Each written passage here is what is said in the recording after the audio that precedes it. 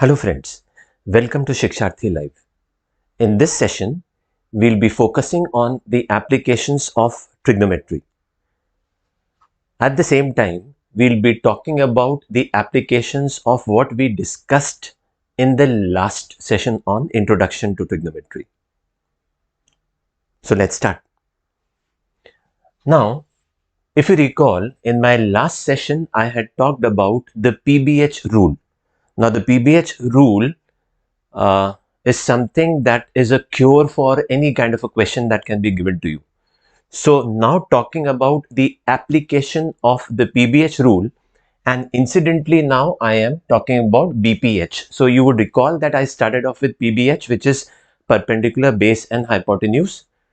And then we talked about BPH, we reordered it, and the objective behind was this is x-axis, you can assume this to be an x-axis, this is y-axis, and this is z-axis, which is why we reordered it to a BPH, which is base followed by perpendicular followed by the hypotenuse of a right angle triangle. Okay, so we talked about, now these are the quadrants. So when we talk about applications, either we take the same topic to the next level or we combine many other topics with the existing topic. That is the definition of applications. And this definition of applications is applicable to any topic of mathematics, science, English, etc.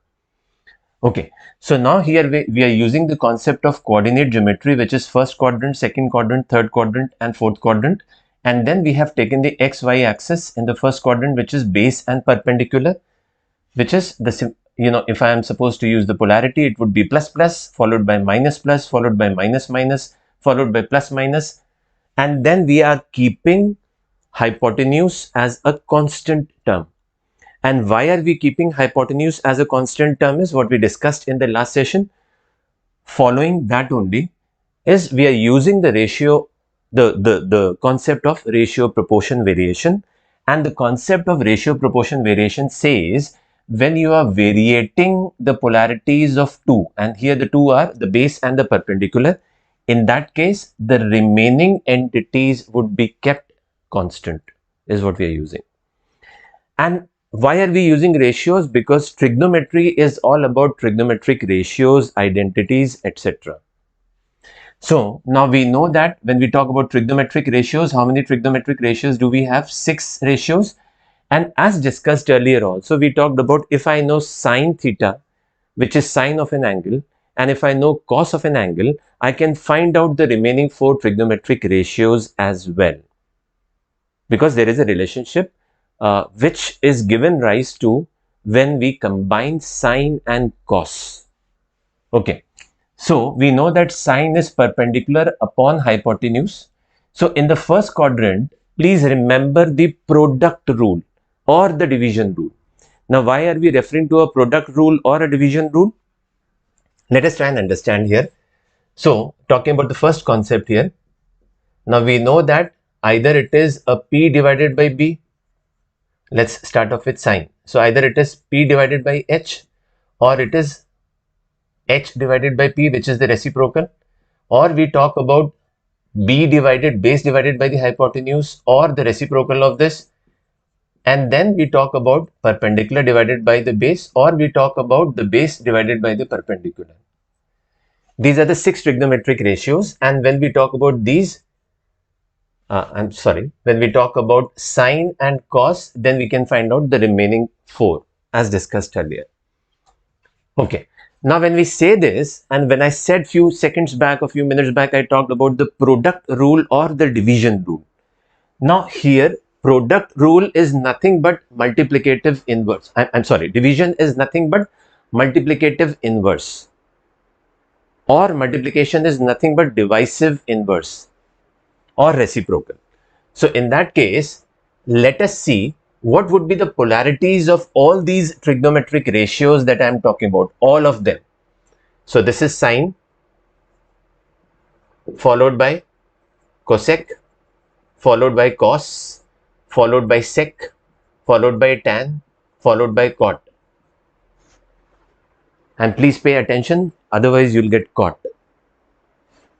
And as suggested last time also, if I cannot pass jokes, I here refers to a learner. While you're doing something interesting or uninteresting, please associate something humorous along with that, so that the entire time that is being spent in terms of efforts and time, that has a productive outcome. Okay, so when we talk about all, so let us say in the first quadrant, all of them are positive. I am talking about the product rule. So just multiply these, multiply the polarities of the perpendicular along with hypotenuse. So plus into plus is plus. Same here, plus, plus, plus, plus, plus. Meaning thereby, in the first quadrant, all of them would be positive. All. All here refers to all trigonometric ratios. In the second quadrant, now you are supposed to take any two of them at a time. Now when I am taking any two of them, I know that if I take a negative along with a positive, the product of a negative along with a positive will always give me a negative answer. So in that case, it has to be either negative or positive. But if I'm only talking about positive, let us focus only on the positive. So in the first quadrant, all of them are positive. In the second quadrant, it will be what? Sine, because sine uses the perpendicular along with the hypotenuse. So it is going to be sine or it is going to be cosec. In the third quadrant, we know that the result, I mean, minus is plus, minus into plus is minus, minus into plus is minus. So the outcome would again be a negative or a positive, but since we are focusing only on the positive, so now let us see how do we get a positive. Base along with the perpendicular, which is either tan or it is cot. Last but not the least, in the fourth quadrant, when will I get a positive outcome? It is only when I combine the base along with the hypotenuse, which is cos. So when I'm saying cos, I should say sec at the same time. So let us see. And I mean, in today's date, we are aware of so many jargons or shortcuts that we use. I hope everybody is aware of the fact ASAP, that is as soon as possible. And at the same time, when we send messages to people, we talk about TC, which is take care. So from ASAP, I am taking the first two letters, that is AS. And instead of AP, I am writing it as soon take care. What am I discussing? In the first quadrant, all of the trigonometric ratios, A stands for all of them are positive. In the second quadrant, please remember the basic one, which is sine. So if it is sine, then the byproduct is cosec, and sine is represented by S. In the third, which is take care, third and fourth, T symbolizes tan, and then as a byproduct, you can remember cot. Fourth is, we are talking about cosine, which is cos, and as a byproduct, we are talking about the reciprocal, which is sec. Please remember this ASAP rule, which is nothing but ASTC. All sine, tan, cos, which is cosine. Okay, this is the first application of BPH. Now, the next question which arises here is, how will I use it in terms of the questions? So, now when I say first quadrant means what? So, first quadrant means I am basically referring to theta, which is an angle theta degrees, lying between what? 0 degrees and 90 degrees. When we talk about the second quadrant, we are basically referring to what? We are referring to 90 degrees, greater than 90 degrees, theta being greater than 90 degrees and lesser than 180 degrees. Third quadrant, we are referring to 180 degrees, theta being greater than 180 degrees and lesser than 270 degrees. And fourth quadrant, we are talking about theta being greater than 270 degrees but lesser than 360 degrees. I hope you would have understood this and use this application, the so-called application that we have given rise to, judiciously. I'll just take one example for this. If somebody asks me to find out the value of sine 45. So this is the first concept that we have discussed. Now I'm combining this concept with this concept. This here refers to the second concept, which we had discussed in the earlier session. And what had we discussed? Why had we discussed only these 5 different values? Because these are the basic values which will be most of the time used either by you or the questions which are given to you. Most of the times, not all the times. Okay, So now if somebody gives me a question like what is the value of sine 30 degrees? So now you know sine 30 degree comes after 0 degree. So I'll say this is under root of 1 by 4. And why am I writing it as under root of 1 by 4? This also we had discussed, but I'll discuss it shortly. At the same time, if somebody gives me a question like how much is the value of sine 120 degrees, or how much is the value of sine, let's say 210 degrees, or how much is the value of sine 330 degrees, or let me put it as 300 degrees. Let us see, have I written all these carefully? And then you can use the complementary angle rule also, which we had discussed earlier. Okay, so why do I say complementary? If I add 90 to 30 degrees, I enter the next quadrant, which is the second quadrant. When I add 90 to this, I enter the third quadrant. I here refers to a learner. Please do not take it me. I here refers to any learner who will be attending this session, and who would be attending eventually. Okay, so if I add another 90 degrees, I enter into the last quadrant. Now, combining this and this, which is concept 1 with concept 2, we know that sine is positive in the first quadrant and in the second quadrant. So in the second quadrant also, you'll write down the value as 1 by 4. And to be more precise here, let us write it like this. But sine 210 degrees becomes under root of minus 1 by 4. And same with sine 300 degrees.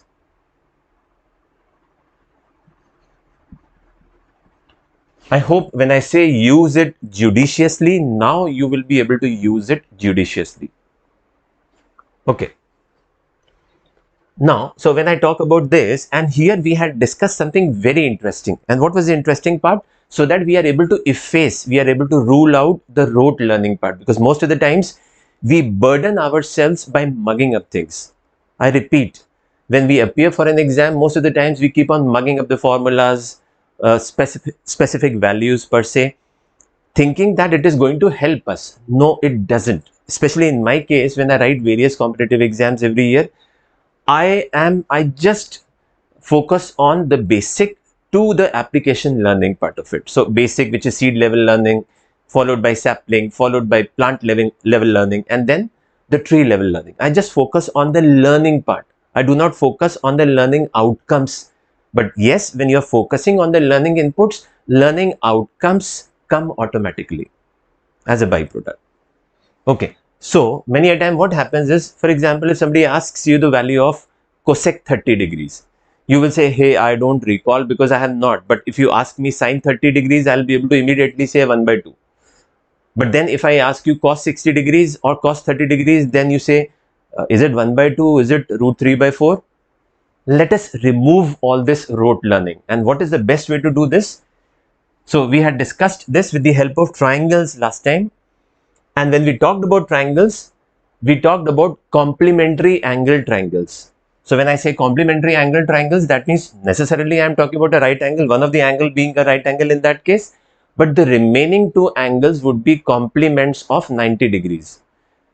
Meaning thereby, if one angle is 0 degrees, the other should be 90 degrees. If one is 30, the other should be 60. If one is 45 degrees, then the other angle necessarily has to be a 45 degrees, which in that case becomes an isosceles right angle triangle. But the remaining two cases were scalene right angle triangle cases. Yeah. Okay. So let us see how to recall this. The best way is, please remember first 5 whole numbers. Which are the first 5 whole numbers? Whole numbers start from a 0. 0, 1, 2, 3, 4 are the first 5 whole numbers. And remember that these are the values that you need to give to the numerator when you are talking about sine of these angles. So these angle means we are talking about the ascending order. And then in the denominator, which is the hypotenuse, you have to put it as root 4. And in order to understand why did we put it as root 4, please watch my earlier session on this, in which I have talked about why am I putting the value of hypotenuse as root 4 in detail. I have talked about it. So it becomes fairly easy, which is root of 0 by 4, 1 by 4, 2 by 4, 3 by 4 and 4 by 4. But then from here you can decode the values of cos as well, which is very easy. And when I say it is very easy, what I mean to say basically is cos 90. Now, if I talk about sine 90, it becomes cos 0. So this value comes here. So diagonal.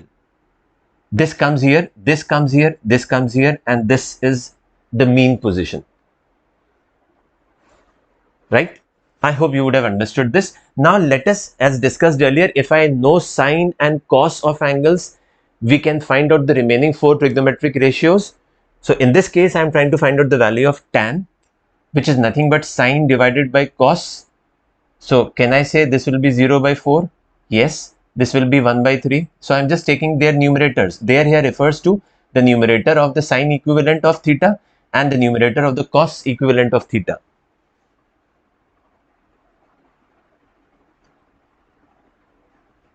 Why am I doing this? Please remember that the sum of the numerator and the denominator should be a 4. This will make you remember. This is not a shortcut. We are talking about tips and techniques. I have given you the technique behind it.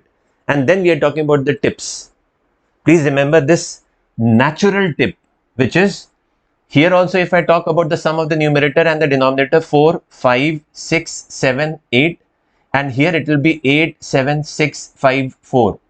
And when I am talking about tan, please remember that you are supposed to start off with 0 and end on 4. So 0 followed by, so 0 plus 4, 1 plus 3, 2 plus 2, 3 plus 1, 4 plus 0. This is the best way to remember.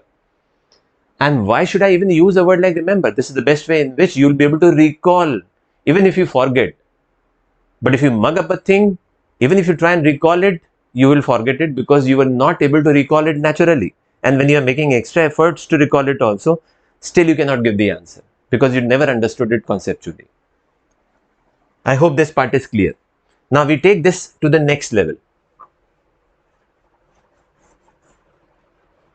And what is the next thing that we are going to talk about? So we are going to talk about the third application of right angle triangles along with whatever we have discussed.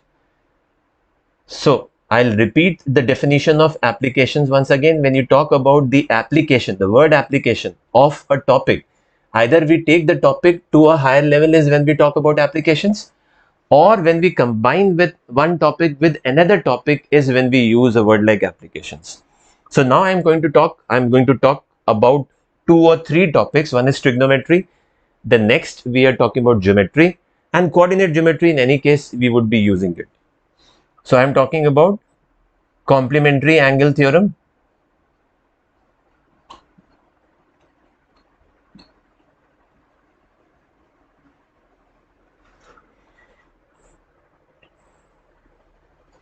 okay. Now I have drawn 4 triangles here. We'll be basically focusing on these triangles and we will see how to use the Pbh rule here along with Sine rule that we had found out with the help of Pbh only, if you recall. For this you'll have to watch my earlier session on trigonometry. Okay, so taking it here, and if I say that if somebody gives me a question on heights and distances, so heights and distances is something which does not come out of space. It is something which always existed on earth only. And in every question of heights and distances, you are supposed to use all these concepts only, which we have discussed over a period of time. Okay. And let us see how to use them now. So again, this becomes a kind of an application. So I'm taking this triangle as X, Y, Z.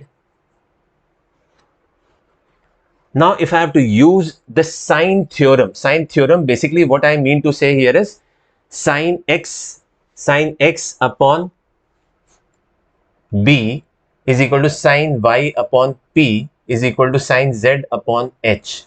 So again, it boils down to Pbh only. Now, we already have the value of h as root 4. In that case, we know that sine 30 requires what? 1 as the numerator. Numerator means perpendicular. In that case, the denominator becomes how much? Root 3. What did I talk about? So, your practice should be such that the moment this orientation of a right angle triangle, we talked about orientations also in the first session on Introduction to Trigonometry. In this orientation, We know that among 30, 60, 90, 30 degrees will give me the least side opposite to it. 60 degrees will give me a side which is bigger than the side which was the least one, which is here. So from here we'll be able to say that B is greater than P, but hypotenuse is the greatest, because in a right angle triangle hypotenuse will always be the greatest. Now in that case, the side opposite to 30 degrees will be root 1, this becomes root 4, and this side becomes root 3. If this orientation would have been given to you as, let's say, a 60, 30, 90, then also it doesn't make any difference, except for the fact that I need to use this table judiciously. How? Hypotenuse in any case, now I am not writing down h. This becomes what? Root 1. And this becomes, how much should I add to this, which is root 3? So this gets converted into a ratio wherein you are saying what? P is to B is to H is how much? So P is how much? Root 3. How much is B? Root of 1, I can take it as 1. And root of 4, I can take it as 2. This becomes a very handy technique of doing it. And eventually when a technique is used quite many times, then it becomes a tip. I hope you would have understood this. It's not only sine that I could have used here, I could have used something else also. I could have used tan also. You want me to use tan? Let me see that as well. So in a 30, 60, 90 triangle, if I want to use tan, the values of tan, all I need to remember here is tan 30 in any case is going, now 30 comes after what? And if I just hide the table for the time being, and I would say that please recall the value of tan 30. So few seconds back or few minutes back, I talked about tan 0 is just like saying 0 plus 4. You need to get a 4, which is tan 0. Now when I say 0 plus 4, I am referring to the numerator and denominator simultaneously. For tan 30, you need to get a 4 with the help of numerator and denominator, keeping in mind that the numerator would be a successive whole number after 0, which is 1. So 1 plus 3. And P here refers to the perpendicular. So can I say the value of the perpendicular here would be root 1, followed by, now tan is nothing but perpendicular and base. So this becomes 1 upon root 3.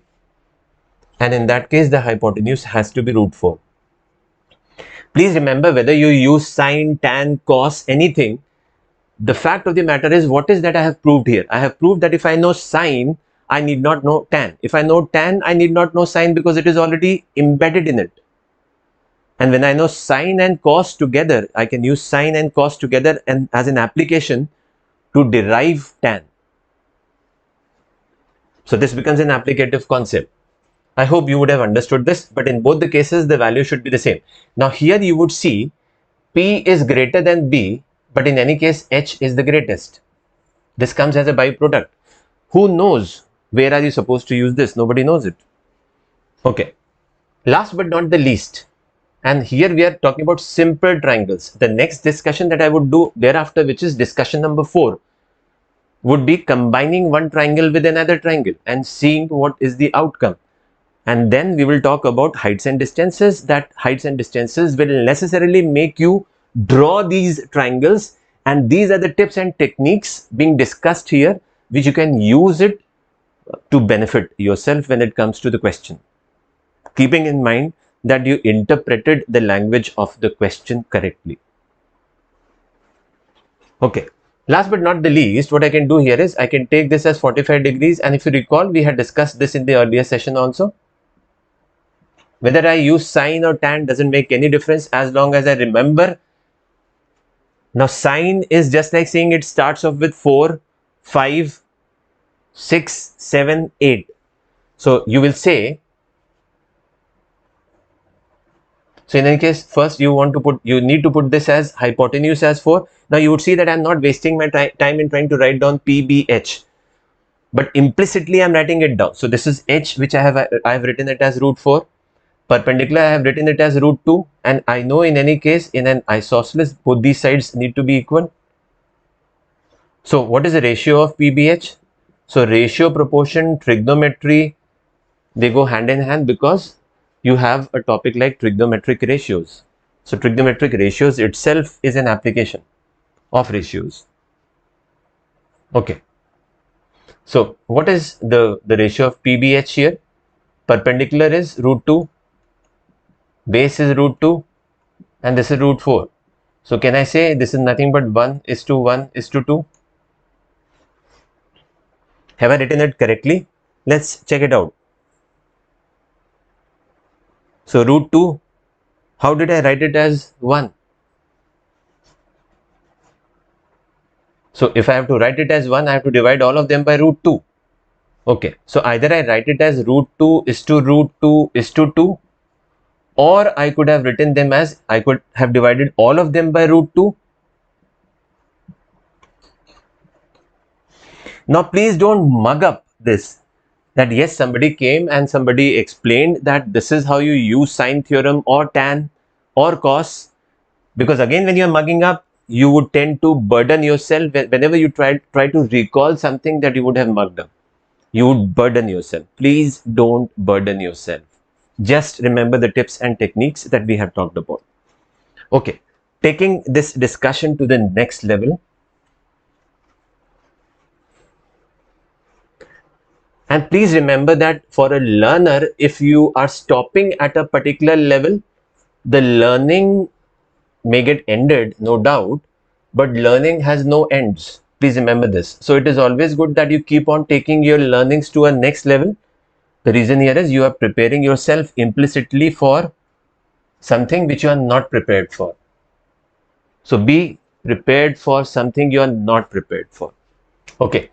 So we'll discuss few cases. So we are going to talk about concept 4. Here we are going to talk about few cases wherein we get questions, or finally when you are drawing a triangle, see heights and distances, basically they result into triangles only. What else would they give you? Heights and distances. A chapter like heights and distances will make you draw. First you need to interpret, then you will be drawing a diagram. Diagram would be concerning triangles only, because trigonometry.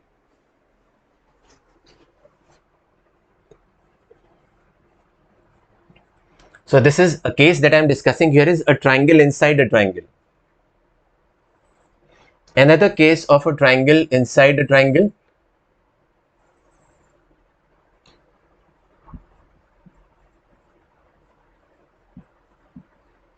So what am I doing? I am just discussing the cases that I had discussed earlier. Then maybe a triangle outside a triangle. A triangle outside a triangle means I take one triangle and I put another triangle beside that triangle.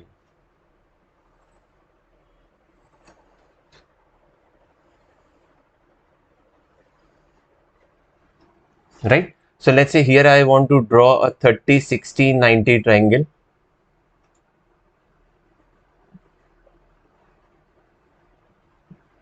Here also I want to draw, let's say in this case also I want to draw a 30, 60, 90 triangle, but slightly different from this. How can it be slightly different? Let's see that.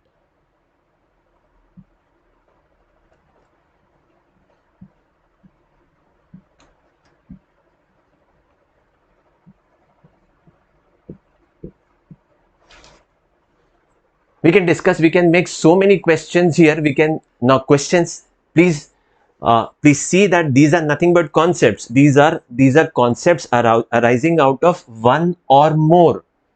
So if I know these things categorically, these things, they become a cakewalk for me.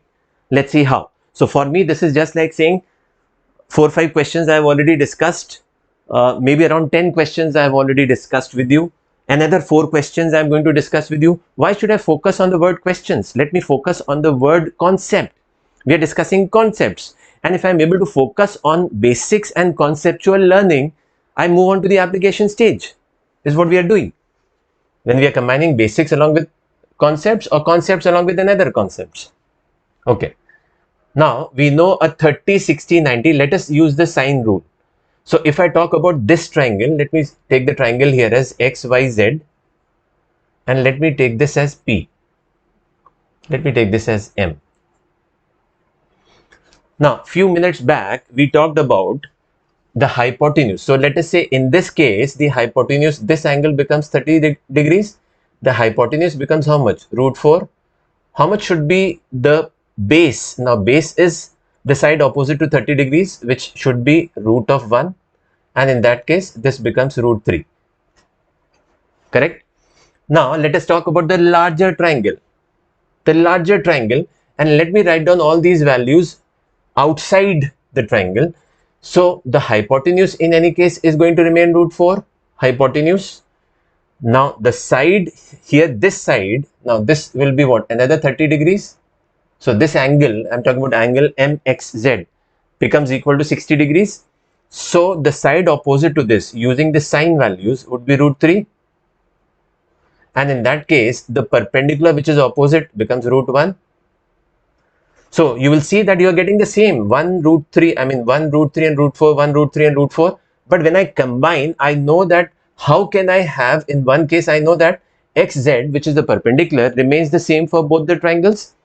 Now in one case I am getting root 3 as the value for the perpendicular, and in the other case, the outside triangle, I am getting the perpendicular value as root 1. Can I make it as root 3? Of course. So in that case, I will multiply all these values with the root 3.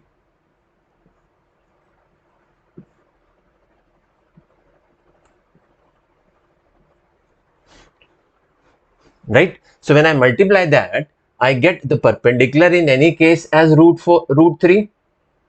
So I'm encircling this. This becomes the perpendicular. How much would be the base? Now here the base would be root 1 only. How much would be this hypotenuse? This is going to remain as root 4 only. How much would be this value? This is going to be 3. Now which value am I talking about? I am talking about mz being equal to 3. And how much is going to be this value? This value is going to be root 12. Which value am I talking about? I am talking about xm being equal to root 12. Please focus on the encircled values. Now let me come down to this. Now I know in any case, this will also be 45 degrees. So would this be? So, and I know that these two are equal. So in that case, root 2 and root 4. Talking about the outside triangle and taking the same nomenclature as x, m, y, z. Right? So in that case, this hypotenuse would be a root 4. Correct?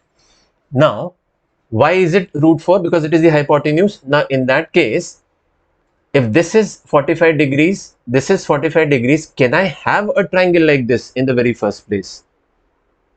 I can't have a triangle like this. So before I would have begun this, I should have talked about, hey, I cannot have a triangle like this. So let us change the concept now.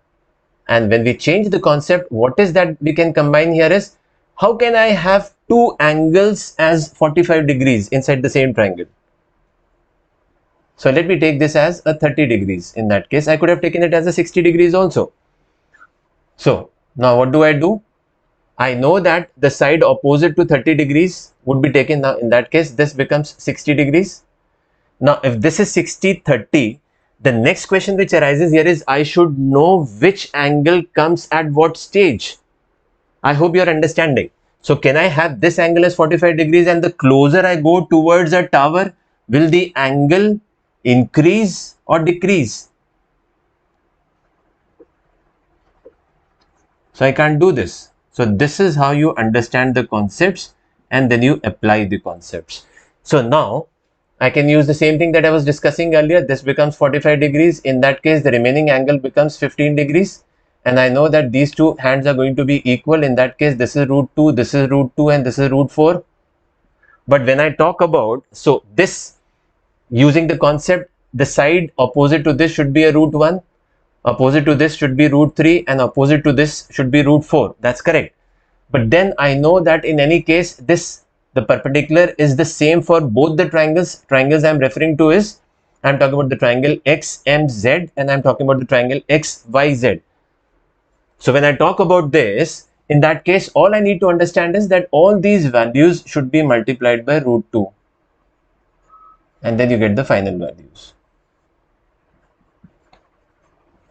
In that case, whatever they ask you after this stage, I hope you will be able to tackle in terms of the questions or the values that they would want to ask. I'll take up one more question here, one more concept here, which is this one. So now we know that this becomes root 1, this is root 3, and this is root 4. Let's keep it inside the triangle. And when we talk about this triangle, so in that case, this becomes root 1, this becomes root 3, and this becomes, we are talking about the hypotenuse, becomes root 4. So how is it possible that both the triangles which have a common perpendicular, in one case I am getting it as root 3 and in the other case I am getting it as root 1. So in that case, you will multiply all these values with root 3. Now let me quickly write down all the values. What is the value of, so what is the magnitude of xm? Root 12. What is the magnitude of my? 3. What is the magnitude of xy? Root 3. What is the magnitude of xy for the other triangle? Has to be root 3 only. What is the magnitude of xz? Root 4. What is the magnitude of yz? Root 1. And then let us see something very interesting out of this exercise using the values that I have got there in terms of a question that may be given to you. Now, if I say xy whole square is equal to my into yz. How much is xy whole square? Xy whole square is 3. How much is my? 3. How much is yz?